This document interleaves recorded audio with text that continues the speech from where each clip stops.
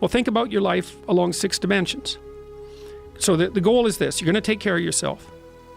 You're going to have a life in 3 years that justifies its suffering. That's the goal. So you can invent the damn life, but you have to think what you would be satisfied with so you wouldn't be all bitter and resentful. It's like, okay, what do you want from your family? What do you want from your friends? How are you going to educate yourself? What do you want for your career? How are you going to use your time outside of work? How are you going to handle drugs and alcohol and other temptations like that? How are you going to keep yourself mentally and physically healthy? And these are open questions, like you get to answer them. The idea is you can have whatever you want, but you have to figure out what it is. It has to be realistic, and you have to figure out what it is. It's okay, so now develop a vision. What's your life going to be like in 3 to 5 years? So you write it down. Then we do something else, which is, okay, your bad habits and your resentment and your bitterness and all of that, your procrastination gets completely out of hand, and you auger down, and you're in your own personal version of hell in 3 to 5 years.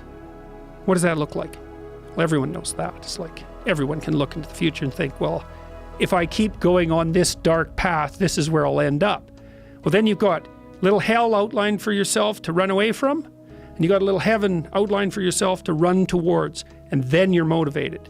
Because sometimes, you know, you're just hopeful. I would like a good thing to happen. It's like, yeah, but you know, I'd like to drink half a bottle of whiskey tonight too. It's like, so which is it going to be? Well, just being hopeful about the future might not be enough, but then you think, oh, I see, like, there's that little hell thing that I outlined that's waiting for me. And maybe I'm afraid of taking the next step forward because it's demanding and challenging. It's like, yeah, I'm afraid of that, but I'm way more afraid of where I might end up if I don't get my act together. And people should be. That's why there are conceptions of hell in so many religions. It's like, hell's a real place. Whether it's eternal, that's a whole different question. Whether it's waiting for you in the afterlife, that's a whole different question. But if you've never met anyone in hell, you haven't lived very long. You haven't had your eyes open. Yeah, it's undeniable. That feeling of total, complete misery is undeniable. And yeah, especially when it's compounded by the fact that you know you did it to yourself. Yes. That's the real fun. That's the real fun part.